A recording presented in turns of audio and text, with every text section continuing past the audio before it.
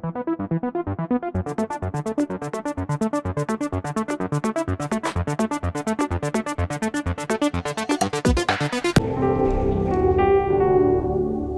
le Seigneur vous bénisse. Peuple de Dieu, que le Seigneur vous bénisse. Que la grâce de Dieu soit sur vos vies. Alléluia. Ce matin, je voudrais bénir le nom du Seigneur pour cette opportunité qu'il me donne de me tenir devant vous. Je voudrais aussi dire merci au prophète pour la confiance qu'il a eue en moi, parce qu'un jour comme aujourd'hui, on ne laisse pas sa chair à n'importe qui. Et donc, je lui dis merci pour cette confiance. C'est un privilège pour moi d'annoncer la parole de Dieu, mais c'est en même temps une grande responsabilité, parce que parler de la part de Dieu, tu ne dois pas mélanger ton esprit à l'esprit de Dieu. Alléluia. Mais je crois que le Seigneur nous fera du bien. Vous savez, depuis un certain moment, le Père nous a introduits dans un mouvement, c'est-à-dire le mouvement de l'Esprit. Et depuis un certain temps, il a commencé à donner des enseignements sur le Saint-Esprit. Et nous allons emboîter le pas au prophète, et nous allons rester dans cette vision que le Seigneur lui a communiquée, parce que je suis certain que le Seigneur veut faire quelque chose pour chacun de nous au sortir de ce thème. Et chacun de nous va expérimenter quelque chose de nouveau. Alléluia. Si tu connaissais le Saint-Esprit, tu vas changer de connaissance. Ça veut dire que tu vas approfondir ta connaissance. Si tu ne l'as jamais connu, tu vas le connaître. Alléluia. Vous savez, frère, aujourd'hui, le monde néglige le Saint-Esprit. Et c'est ce qui fait que notre monde va très mal. Permettez-moi d'ouvrir cette petite parenthèse avant de continuer. Quand le Seigneur va venir à l'enlèvement, la Bible dit que l'Église va partir. Et quand l'Église va partir, le Saint-Esprit partira avec l'Église. On est d'accord? C'est à cause de cela qu'après l'enlèvement, il va y avoir tribulation, parce qu'il n'y a plus Saint-Esprit sur la terre. Et chacun va lutter par sa propre force, au prix de sa vie. Actuellement, Christ est mort pour nous. Mais quand l'Église sera enlevée, je parle du premier enlèvement, ceux qui vont rester sur la terre vont payer de leur propre vie. Si tu n'as pas fait l'effort pour être dans le premier convoi, la souffrance que Jésus a connue là, tu vas connaître ça, parce que maintenant, il n'y a plus quelqu'un qui va payer pour toi. Toi-même, tu vas payer pour ta propre vie. Parce que le Saint-Esprit ne sera plus sur la terre. Mais aujourd'hui, le Saint-Esprit est sur la terre, mais les hommes négligent le Saint-Esprit, bien que le Saint-Esprit soit sur la terre. C'est pourquoi aussi, notre monde va mal. On nous a mis dans un système dans lequel on veut vivre dans un monde sans Dieu, sans Saint-Esprit, où l'homme est au centre de tout. Si vous remarquez bien, vous suivez bien l'actualité, aujourd'hui l'homme a tellement de droits que la connaissance de Dieu est en train de baisser. Et tellement l'homme a des droits, cela a donné naissance à des trucs bizarres.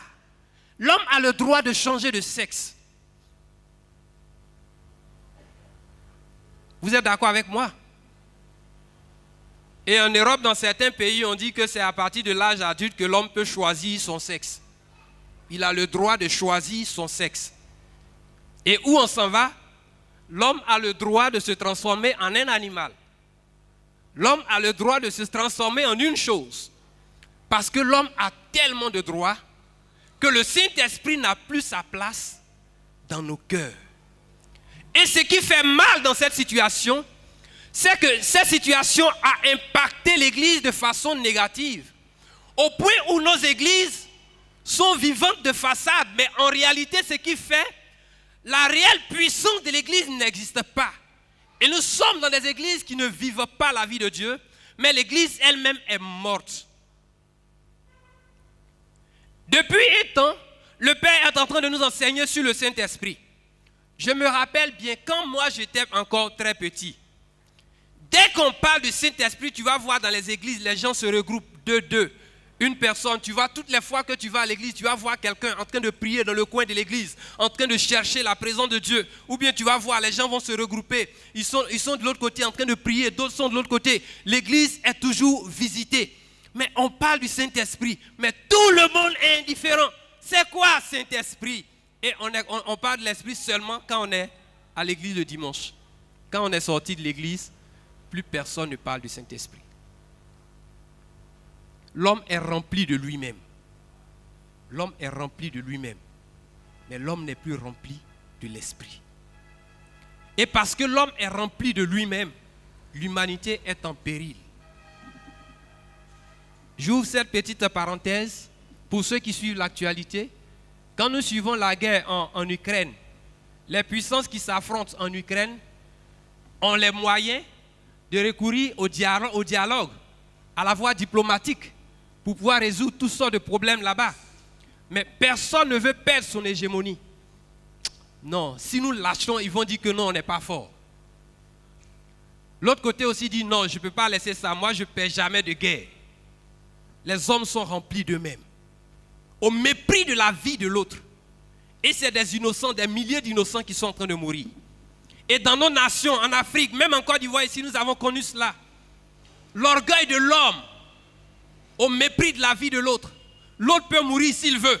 Moi, c'est ma gloire. Moi, c'est la puissance que je cherche. Je veux piétiner sur tout le monde afin d'accéder à la richesse. Pourquoi? Parce qu'il n'y a pas Saint-Esprit. C'est pourquoi aussi le monde va très mal.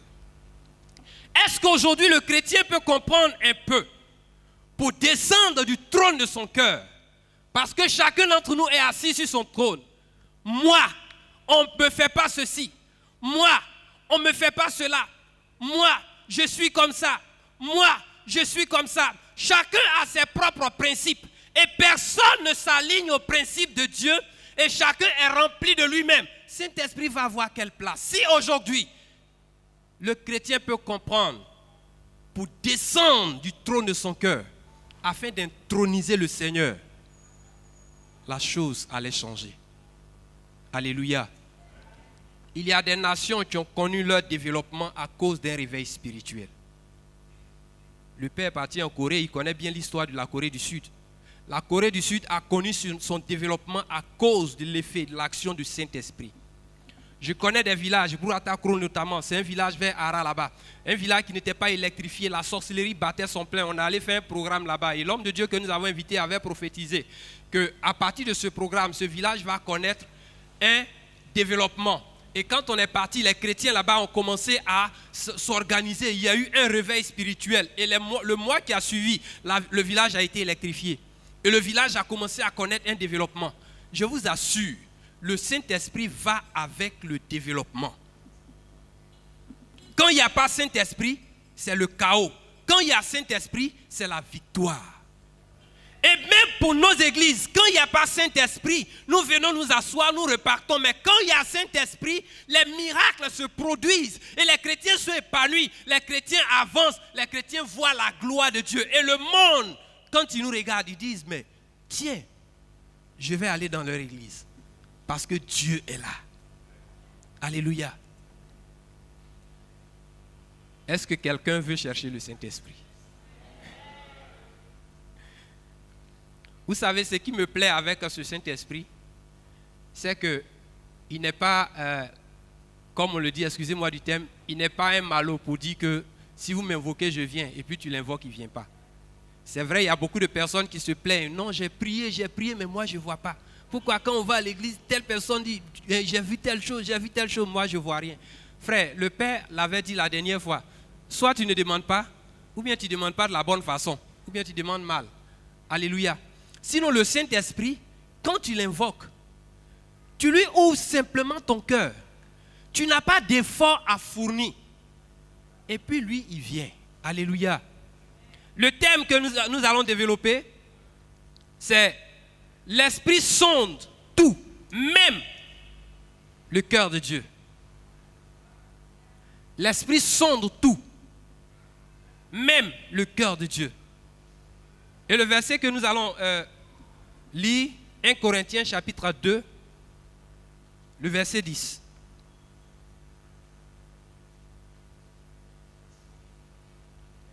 C'est un verset que dont le Père a déjà parlé. Tout ce que je suis en train de dire, en réalité, c'est des choses que vous savez. C'est des rappels que je suis en train de faire. Alléluia. Permettez-moi de lire à partir du verset 9. Mais comme il est écrit, ce sont des choses que l'œil n'a point vues, que l'oreille n'a point entendues, et qui ne sont point montées au cœur des hommes, des choses que Dieu a préparées pour ceux qui l'aiment. Le verset qui nous intéresse maintenant, le verset 10. Dieu nous les a révélées par l'Esprit, car l'Esprit sonde tout, même la profondeur de Dieu. L'Esprit sonde tout, même la profondeur de Dieu. Ceux qui ont l'Esprit entre dans leur esprit et l'Esprit de Dieu se convainc à leur esprit. Et de la même façon, l'Esprit du Seigneur sonde, leur esprit commence à sonder les choses. Et c'est à partir de ce moment que la révélation de certaines opportunités leur sont communiquées. Et le réveil, le développement, tout ça est amorcé. Parce que l'Esprit sonde tout. Alléluia. J'ai essayé de chercher un peu. L'Esprit sonde tout même, ça veut dire quoi? Sonder, c'est quoi? Et le dictionnaire me dit que sonder, c'est observer par le moyen d'une sonde. Et j'ai cherché à savoir c'est quoi la sonde. La sonde, les médecins, s'il y a des médecins ici, les médecins ont leur sonde. Il y a plusieurs types de sondes. Ce qu'on utilise pour faire les ponctions, enlever l'eau dans le ventre et tout ça, on appelle ça sonde. Mais la sonde dont je suis en train de parler, c'est la sonde que les géologues utilisent. C'est un appareil qu'on utilise pour percer le sol dans sa profondeur afin d'explorer les composantes. Et ça, c'est les géologues qui utilisent cela. Et c'est à partir de cette sonde que les gens utilisent qu'on découvre souvent que dans tel endroit, il y a de l'or. Dans tel endroit, il y a tel métal. Dans tel endroit, il y a du pétrole. Dans tel endroit, il y a tel matériau dans le sol, à partir de la sonde. Donc, la sonde perce le sol et ça va dans la profondeur afin d'explorer les composantes. Et quand la Bible nous dit que l'Esprit sonde tout, ça veut dire que l'Esprit a la capacité de percer tout dans la profondeur afin d'explorer tout. Et quand l'Esprit explore tout, alors ça crée le développement. Après exploration, on va pour extraire et pour bénéficier des richesses. C'est pas cela? Voilà. Donc quand l'Esprit sonde, c'est qu'on n'est pas loin du développement. Et la Bible dit même la profondeur de Dieu. Dieu est esprit. Il est le Père créateur du ciel et de la terre. Mais l'Esprit sonde la profondeur de Dieu. Qui connaît la profondeur de Dieu? Toi qui es rempli de l'Esprit qui sonde la profondeur de Dieu. Tu arrives à découvrir le cœur de Dieu. Qu'est-ce que Dieu dit aujourd'hui par rapport à ma situation? Qu'est-ce que Dieu veut par rapport à la situation pour demain?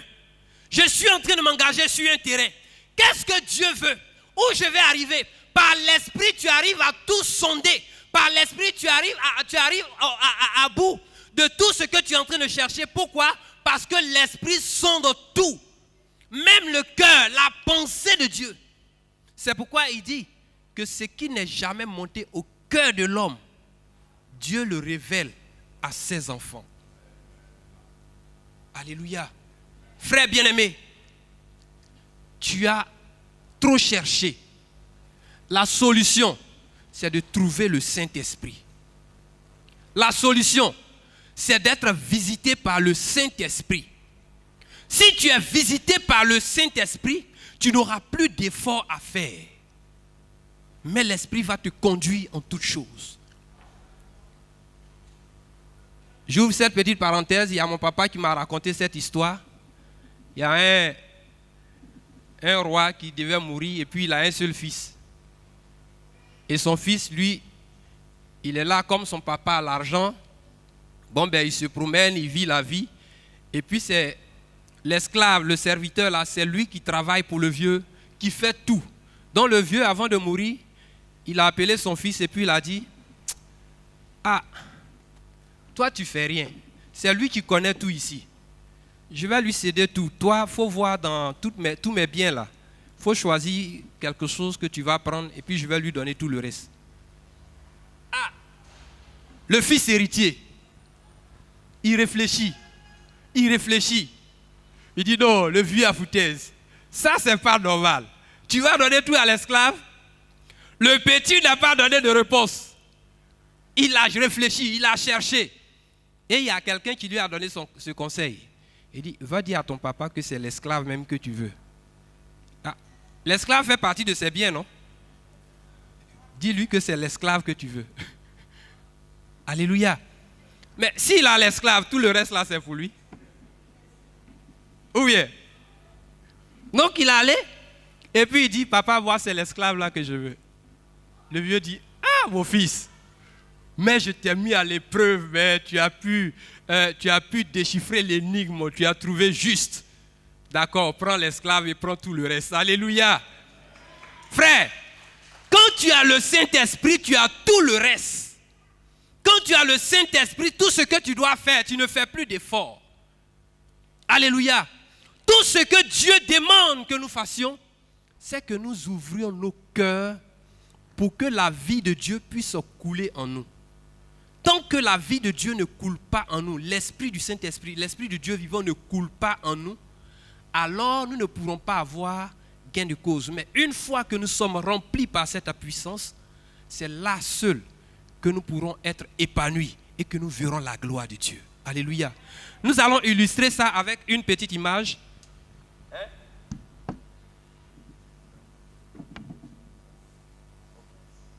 Vous voyez, tout à l'heure, je disais tout à l'heure que l'Esprit peut nous permettre d'obtenir tout.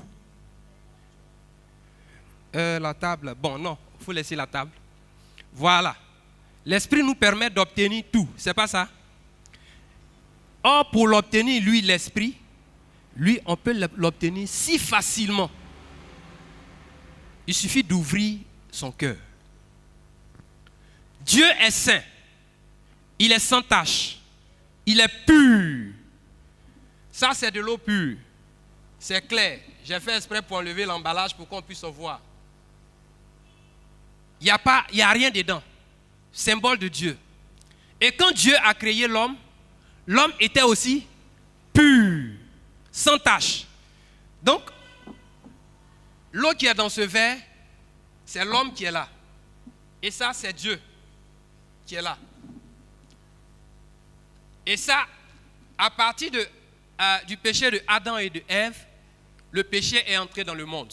C'est pourquoi dans le Nouveau Testament, la Bible dit, un peu de levain fait lever toute la pâte. C'est du Nescafé, hein, mais c'est juste pour expliquer. Quand on met du Nescafé dedans,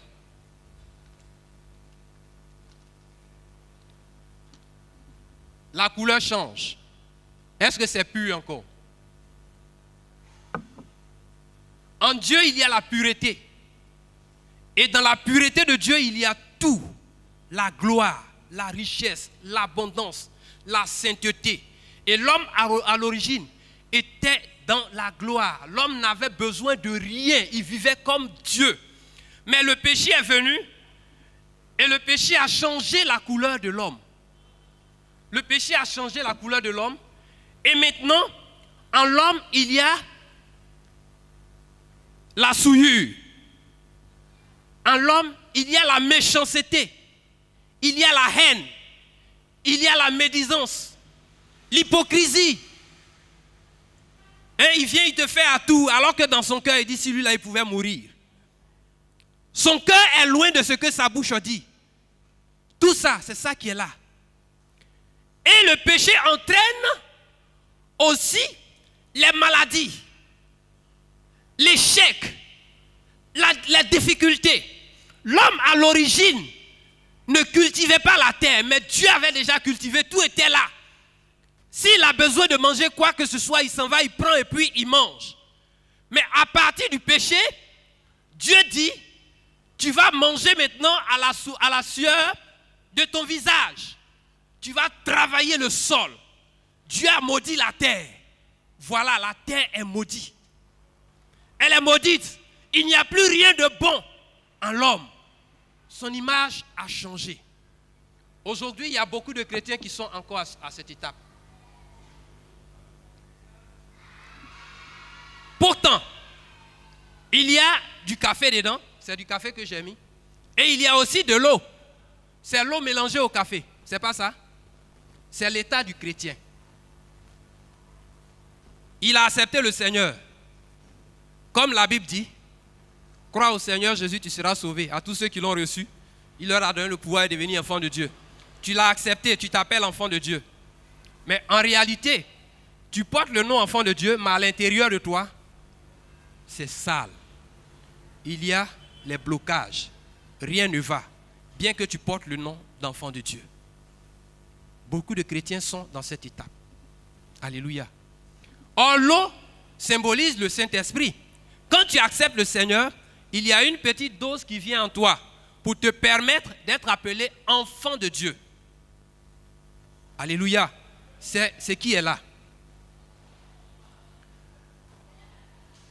Mais le Saint-Esprit, qu'est-ce qu'il fait? Quand un enfant de Dieu est prêt et ouvre son cœur pour qu'il puisse s'installer en lui, qu'est-ce que le Saint-Esprit fait? Tout ce que le chrétien, lui, a à faire, c'est d'ouvrir son cœur, se disposer. Et le Saint-Esprit fait couler en lui la vie. C'est-à-dire l'Esprit coule en toi. C'est ce qu'on appelle la vie de Dieu. Et quand la vie de Dieu coule en toi, on va voir ce qui va se passer. Ça, c'est l'homme. Ça, c'est la vie de Dieu.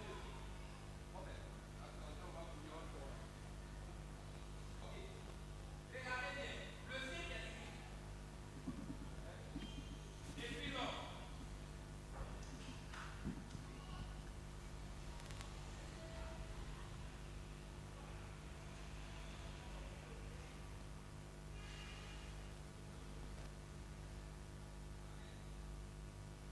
Est-ce que c'est la même couleur qu'avant? La vie de Dieu, quand la vie de Dieu commence à couler en toi, la transformation commence à venir progressivement. Vous voyez? Je continue. Ah, on dirait le plateau là même est petit. Non, ce qui est sûr, vous avez déjà compris. Vous regardez la couleur. Est-ce que c'est la même chose? Mais est-ce que ce verre a fait quelque chose pour que l'eau qui est à l'intérieur soit claire? Qu'est-ce qu'il a fait? Le Saint-Esprit. Tu continues.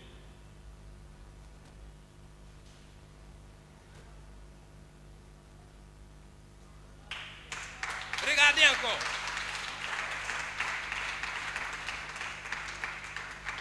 Quand nous voyons la couleur, est-ce que c'est loin de ça? Vous comprenez déjà. Si j'avais suffisamment d'eau, j'allais continuer jusqu'à ce que l'eau qui est contenue dans ce verre ait la même couleur que celle-là. On est d'accord? Quand le Saint-Esprit, pasteur, ça va. Merci beaucoup. Merci beaucoup, pasteur.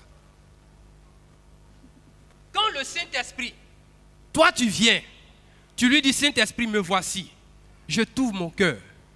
Remplis-moi. Ah, tu t'es mouillé. Tu lui dis, me voici, remplis-moi. Il coule en toi. Pendant qu'il coule en toi, ta vie est en train d'être purifiée. Pendant qu'il coule en toi, ta vie est en train d'être purifiée. Tu as fait beaucoup d'efforts pour abandonner l'impudicité. Tu n'y arrives pas. Dis, Saint-Esprit, coule en moi.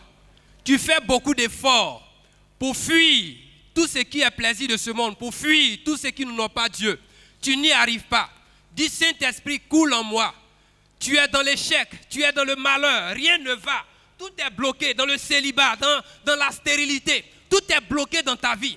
Dis simplement, Saint-Esprit, coule en moi. Et au fur et à mesure que le Saint-Esprit coule en toi, ta vie se purifie. Et quand ta vie se purifie, ça se purifie de tout ce qui qui est mauvais, parce qu'en Dieu, il n'y a pas de tâche. Alors tout ce qui est tâche en toi est en train d'être évacué ainsi. Tout ce que tu as à faire, c'est de lui dire, Saint-Esprit, remplis-moi. Et lui ouvrir ton cœur. Est-ce qu'il y a des chrétiens qui ont envie d'être remplis du Saint-Esprit?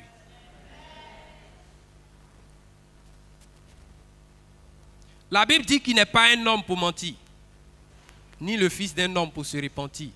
Ce qu'il dit, il le fait toujours. Il ne se cache pas. Alléluia.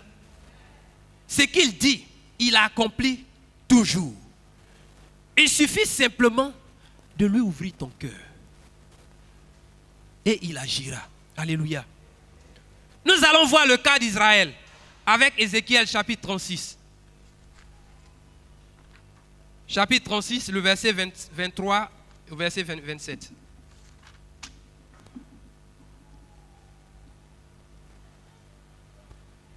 Ézéchiel.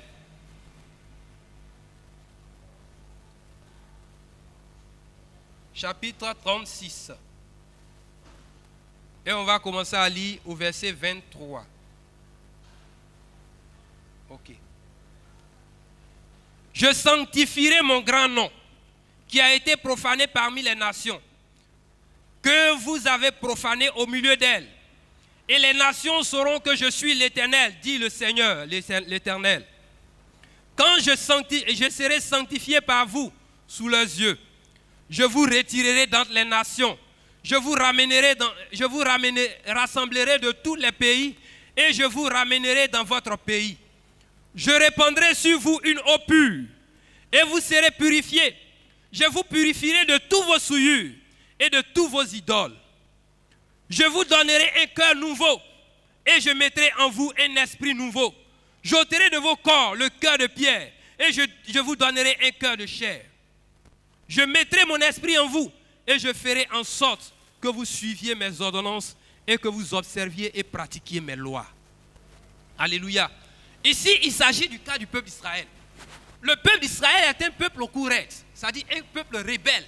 Malgré tout ce qu'ils ont vu, malgré tout ce que Dieu a fait au milieu de ce peuple, eux, à un moment donné, ils reviennent à Dieu. Après, ils repartent. Après, ils reviennent à Dieu. Et Dieu s'était fâché, Dieu les a livrés. Ils étaient esclaves. Et là où ils étaient, le peuple étranger qui les avait accueillis disait, mais n'est-ce pas les enfants d'Israël, ceux devant qui toutes les nations tremblaient? Mais où est allé leur Dieu? Leur Dieu les a envoyés dans le désert pour les faire mourir. Et les gens ont commencé à mal parler de Dieu. Les gens ont commencé à profaner le nom de Dieu. Et les gens ont commencé à mal parler du Dieu d'Israël. Et Dieu lui-même, il a dit, tiens, mais mon nom est profané parmi les nations. À cause de vous, mon nom a été profané. C'est pourquoi je vous ai châtié. Mais je vais sanctifier mon grand nom. Alléluia.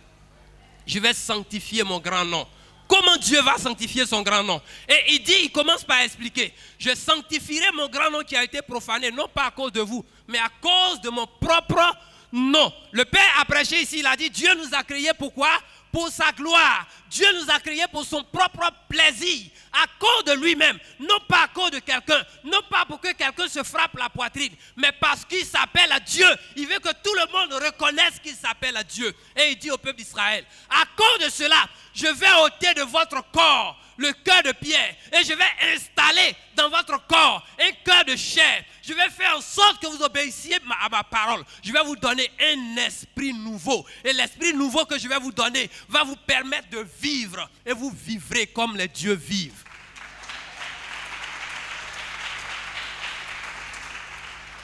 Alléluia. Dieu se lève et il décide de le faire parce qu'il sait que tu ne peux pas. Et comme tu ne peux pas, tout ce qu'il demande que tu fasses, c'est de lui ouvrir ton cœur. Descendre simplement du trône de ton cœur et le laisser s'asseoir, lui Dieu. Une fois lui, il est assis sur le trône de ton cœur, il va contrôler ta vie Et c'est lui qui va diriger toutes choses. Il va te conduire au bien. Et tu vas voir, tes désirs ne se porteront plus jamais vers le mal. Quand tu vois un chrétien toujours qui a envie de pécher, qui a envie de pécher, qui a envie de pécher, c'est parce que le Saint-Esprit n'est pas en lui. Et donc ses désirs se portent toujours vers le mal. Mais quand le Saint-Esprit descend dans ta vie, alors il te met dans ton esprit tout le temps. Tu as envie de faire le bien. Tu as envie de faire le bien. Tu as envie de faire le bien. Et tous tes désirs se portent vers le bien. Et à cause du fait que tes désirs se portent vers le bien, Dieu dit, lui là, il peut être un bon canal. Alors il peut t'enrichir, il peut te bénir, il peut faire de toi ce qu'il veut, afin que la gloire puisse revenir à lui. Il veut sanctifier son propre nom. Il veut que son nom soit grand parmi les nations. Il veut que les gens disent, c'est l'Éternel qui est Dieu. Quelqu'un parmi nous veut rencontrer vraiment le Saint-Esprit? Si tu le désires de tout ton cœur, tu le verras. Il va purifier ta vie. Il va transformer ta vie. Et ta vie ne sera plus jamais la même. Alléluia. Même Ézéchiel chapitre 37, le verset 9. Il me dit, prophétise et parle à l'esprit. Prophétise, fils de l'homme, et dis à l'esprit, ainsi parle le Seigneur, l'Éternel. Esprit, viens des quatre vents, souffle sur ces morts et qu'ils revivent. Alléluia. Il y a beaucoup qui connaissent déjà cette histoire. Il s'agit du peuple d'Israël toujours. Ézéchiel, Dieu a ouvert ses yeux et Dieu l'a transporté dans une vision. Et il s'est retrouvé dans une vallée pleine d'ossements. Et quand il est arrivé dans la vallée, Dieu lui dit, regarde. Et il regarde, il dit, qu'est-ce que tu vois? Il dit, ce sont des ossements desséchés. Et Dieu lui demande, est-ce que tu es sûr que ces ossements desséchés peuvent revivre? Il ne dit pas, je suis sûr. Il dit, toi seul, tu le sais. Et ça, c'est à partir du verset 1er du chapitre 37, là. C'est là où on découvre tout ça. Et Dieu lui dit, parle à ces ossements, et ces ossements revivront. Quand Ézéchiel a prophétisé, la Bible dit que les os ont commencé à se ressouder, à se coller, à se coller. Les nerfs ont commencé à pousser, la chair a commencé à pousser. Et les ossements sont devenus des hommes. Mais seulement il n'y avait pas de vie en eux. C'était des cadavres qui étaient là. Les ossements sont devenus des cadavres. Et aujourd'hui, il y a beaucoup de chrétiens qui sont arrivés à cette étape. Les os sont ressoudés. La chair a poussé. Mais tu es encore appelé cadavre. Tout comme quand Dieu a créé l'homme, la Bible dit que Dieu a pris l'homme et il a, avec la boue, il a créé l'homme, et puis l'homme, il n'y avait pas de souffle de vie en lui. Il était couché là, inerte. On l'appelait cadavre. Parce qu'il n'y a pas de vie en lui. Et Dieu dit à Ézéchiel, appelle l'esprit des quatre vents. Que l'esprit souffle sur ces morts. Et quand il a prophétisé, il a parlé, esprit des quatre vents, viens et souffle sur ces morts. Quand il a fini de parler, la Bible dit qu'il y a eu un grand mouvement. Le Saint-Esprit a commencé à souffler. Et tous ces morts ont commencé à se relever. Tous ces morts ont commencé à se tenir debout. Et ils sont tous devenus une grande armée. Alléluia. Quand l'Esprit entre en toi, il te met debout. Il fait en sorte que la mort te quitte. Il fait en sorte que ce soit la vie qui entre en toi. Et la vie en toi va commencer à te conduire. Et tu vis désormais comme Dieu vit. Parce que ta vie est purifiée selon l'expérience que nous avons faite. Ta vie est purifiée et tu vis la vie de Dieu. Et quand les gens cherchent Dieu, c'est toi on cherche. Parce que tu deviens la solution aux maux de l'humanité. Un jour, j'ai commencé à réfléchir. Pourquoi dans notre monde, ceux qui construisent les fondations, les orphelinats, ceux qui aident les enfants de la rue, qui les font sortir, les prostituées, généralement c'est les ONG. Et quand tu vérifies, très souvent, les ONG ne sont pas chrétiennes. Très souvent. très souvent, leurs responsables sont très souvent dans les francs-maçonneries, dans la Rose-Croix, dans les trucs bizarres. Et pendant que les hommes sont en train de souffrir, puisqu'ils ne trouvent pas de solution, c'est là-bas qu'ils vont chercher la solution. Entre-temps, la vraie solution se trouve en Dieu. Mais pourquoi les chrétiens ne peuvent pas crier ce genre de choses? Pourquoi? Parce qu'on est rempli de nous-mêmes.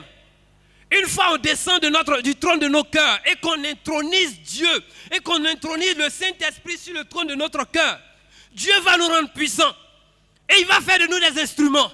Nous serons la solution. Frère, il y a des hommes puissants dans cette église. Il y a des femmes puissantes dans cette église, mais qui ne reconnaissent pas leur propre identité. Alléluia. Je rends grâce à Dieu qu'il ait inspiré son serviteur à instaurer ce moment. Et comme il a dit, le dimanche prochain, ça sera notre Pentecôte à nous. Mais permets à ce que ces paroles que tu es en train d'entendre soient des paroles qui te disposent, qui te préparent. Et à partir de cet instant, frère, l'heure n'est plus pour dormir. Même quand on aura fini ici, qu'on sente que les chrétiens ont compris et qu'à la maison, chacun est en train de chercher Dieu. Chacun veut voir Dieu le remplir. Chacun veut voir Dieu se manifester dans son cœur. Si tu cherches Dieu ici, je t'assure que tu le trouveras. Peut-être avant même que le dimanche n'arrive, tu vas venir rendre témoignage. Ah, j'étais en train de prier, l'Esprit est tombé sur moi. Et voilà ce qui s'est passé. Il y a beaucoup qui ne s'intéressent pas à ça. Pourquoi? Parce qu'ils pensent que le Saint-Esprit, c'est pour venir parler en langue à l'église ici seulement. Ou bien prophétiser. Non, hein. Je crois, il y a un certain Bethsaliel dans l'Ancien Testament. La Bible déclare que l'Esprit, il était rempli de l'Esprit. Et tellement il était rempli de l'Esprit, Dieu lui a donné la sagesse de travailler le métal. C'est-à-dire, lui, il est rempli du Saint-Esprit. Et il est rempli du Saint-Esprit, c'est pour travailler le métal. Tu peux être rempli du Saint-Esprit pour diriger la nation. Tu peux être rempli du Saint-Esprit pour être un grand entrepreneur. Tu peux être rempli du Saint-Esprit pour être un grand homme d'affaires. Tu peux être rempli du Saint-Esprit pour avoir ton bac avec mention très bien. Tu peux être rempli du Saint-Esprit pour impacter le monde.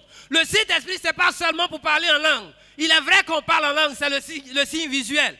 Et on parle en langue, mais ça ne s'arrête pas là. Le Saint-Esprit va au-delà de ça. Frère, chacun d'entre nous doit rechercher le Saint-Esprit. Si tu n'as pas le Saint-Esprit, ton échec est assuré.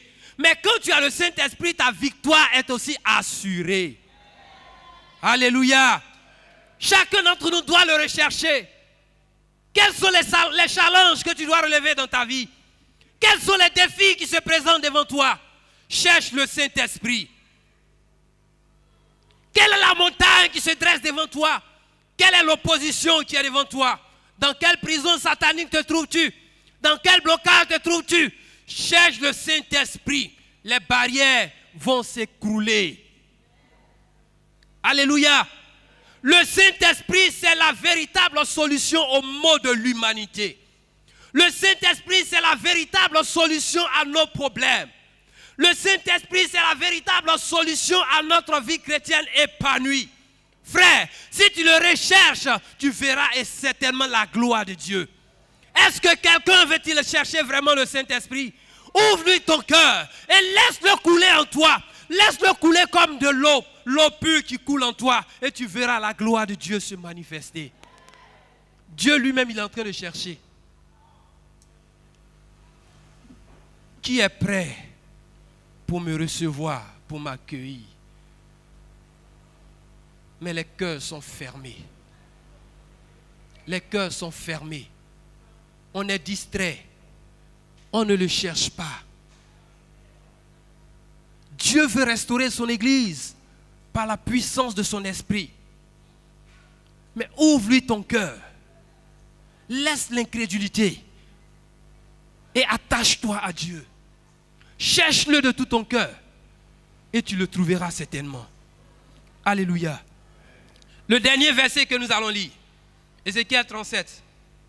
11 à 14. Ça résume tout ce que nous venons de lire. Il me dit, fils de l'homme, ces eaux, c'est toute la maison d'Israël.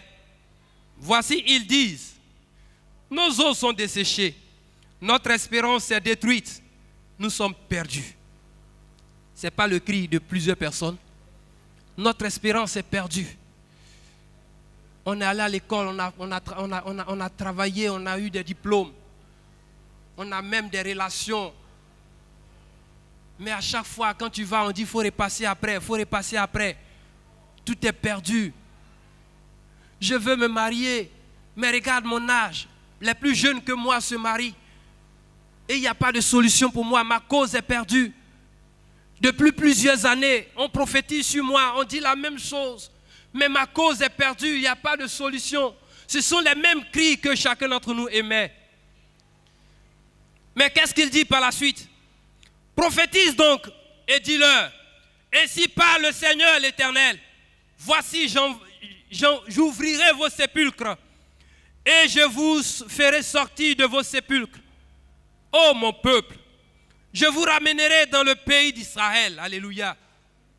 Ici, le pays en question, c'est le pays où coule le lait et le miel. Quand ils étaient en souffrance en Égypte, Dieu leur a dit, je vais vous sortir de l'Égypte par le canal de Moïse pour que vous partiez à Canaan, le territoire où coule le lait et le miel. Et ils ont pu conquérir Canaan. Et à cause de leur vie, Dieu les a frappés, ils étaient maintenant étrangers. Et là, il leur dit, votre cause n'est pas perdue. Je vais vous ramener dans votre pays. Je vais vous ramener dans votre succès. Je vais vous ramener dans votre gloire. Je vais vous ramener dans votre sanctification. Je vais vous ramener dans votre église. Je vais vous ramener à côté de moi. Et je serai votre Dieu. On vous appellera mon peuple. Tout le monde dira que vous avez le vrai Dieu. Pourquoi il le fera? Parce qu'il veut que son nom soit grand dans le monde. Pourquoi? Parce qu'il veut que tout le monde témoigne que c'est lui le vrai Dieu. Alléluia. Le verset 13, il dit, et vous saurez que je suis l'Éternel lorsque j'ouvrirai vos sépulcres et que je vous ferai sortir de vos sépulcres, ô mon peuple. Il dit, vous saurez que je suis Dieu. Tout le monde saura que je suis Dieu. Tu le sauras, tu vas témoigner. Dieu aime le témoignage. Dieu aime qu'on voit sa gloire. C'est d'ailleurs la raison pour laquelle il a créé l'homme pour son plaisir, pour sa propre gloire. Il aurait pu ne pas créer l'homme. Qu'est-ce que l'homme devant un Dieu? Il dit, je peux même susciter des pierres qui vont m'adorer.